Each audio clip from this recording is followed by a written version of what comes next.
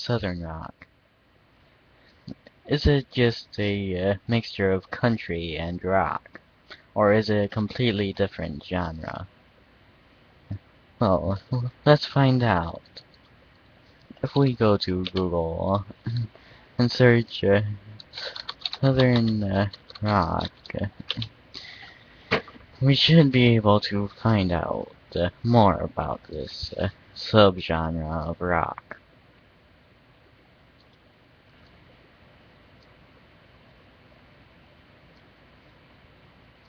Now let's start with an unreliable source, such as Wikipedia, a source where anybody can change it.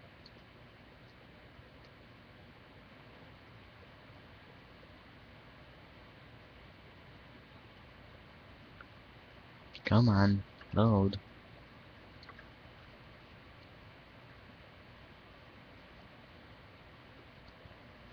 It says Southern rock is a subgenre of rock music, just like I said earlier, and a genre of Americana.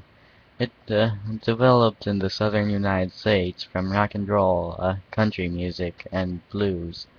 It is focused generally on electric guitar and vocals, although it is unknown from where the term Southern rock came from.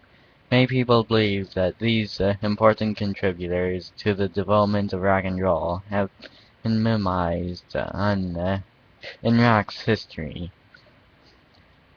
Like I said, it's an unreliable source, so much of that was terribly inaccurate. The term Southern rock comes from it being rock where it originated, the Southern Appalachians.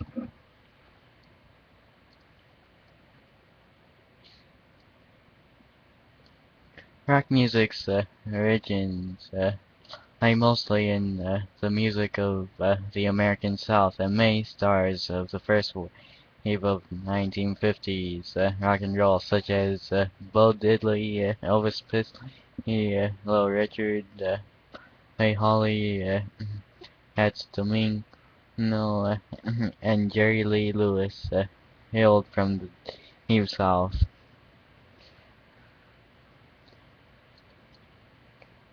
And now let's go to a more reliable source.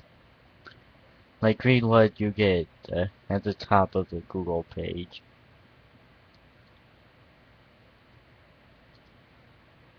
This may take a while, and I may edit it out. Southern rock is a subgenre. Okay, this is what was on Wikipedia. Okay, now let's see.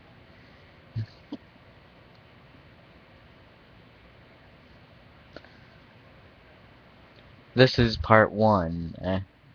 I will be releasing a second. Welcome to part 2 of Southern rock. Southern rock, today we'll be using neohumanism.org. Southern rock is a style of rock music that was very popular in the 1970s and retains a fan base to the present. Rock music's origin lie mostly in the music of Southerners. Many starts from the first wave of rock and roll, such as Elvis, Little Richard, Jerry Lee Lewis, hailed from but the British invasion and the rise of folk. Okay, now let's see.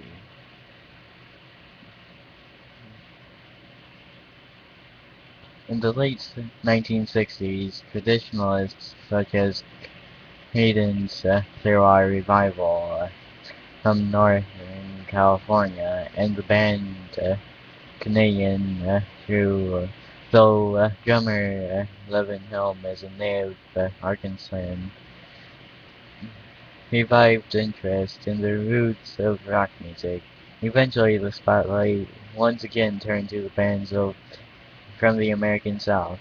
The Georgian Allen Allman Brothers Band and their national debut in 1969, and soon gained a loyal following in their blues rock sound. the death of guitarist Dwayne Allman in 1971 uh, cemented their legendary status.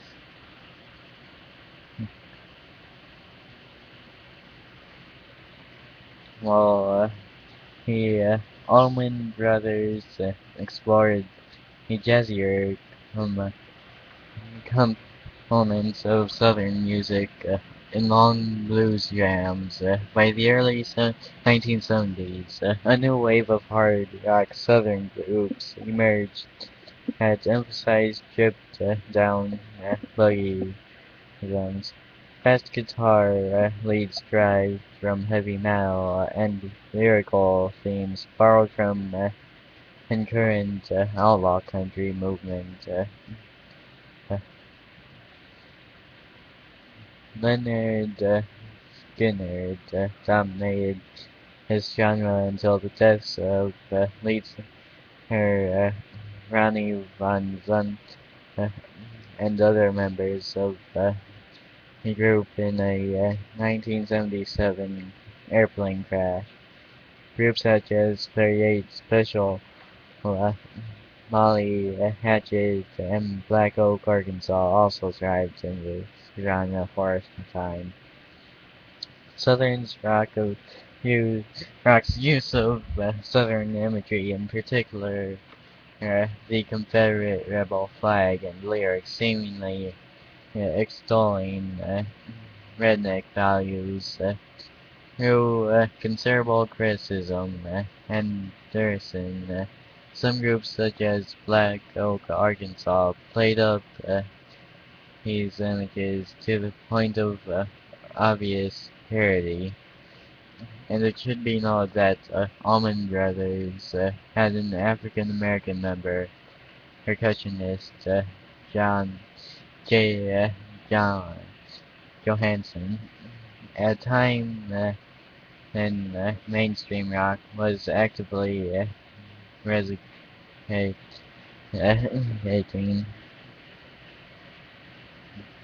Also, Leonard Skyner's Sweet Home Alabama, 1973, widely perceived as a redneck anthem, not only contains lines pointed at Neil Young's song Alabama, indicating Alabama as a state full of George Wallen-style segregationists, but also makes it clear that not all white Southerners approved of George Wallace's views. Southern rock gained popularity from beyond the American South and influenced groups as far-flung as Britain's Def Leppard and Australia's AC/DC. Hard rock fans appreciated the blazing guitar solos, and working-class listeners responded to the lack of glamour and rock star pretension in some, in the music. However, by the end of the 1970s, much Southern rock had become thoroughly enmeshed into corporate arena rock. With the rise of MPTV, New Wave, and hair metal, most surviving Southern rock groups were relegated to secondary or regional venues.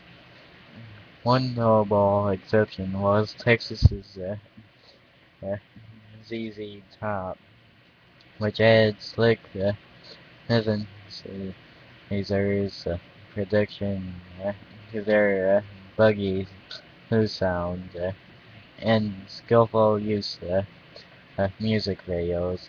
They were occasionally hits by groups as the Georgia Satellites as well. During the 1990s, reunion albums of Leonard Skinner and the Allman Brothers and hard rock groups with southern rock touches such as Heckle renewed some interest in southern rock. But most rock groups from the South, such as Georgia's REM and Crack Crows and Mississippi's Blind Melon, incorporated southern musical and lyrical scenes without explicitly aligning with any southern rock movements. This article is from Wikipedia. Oh, great. Another Wikipedia. Well, looks like I'll be back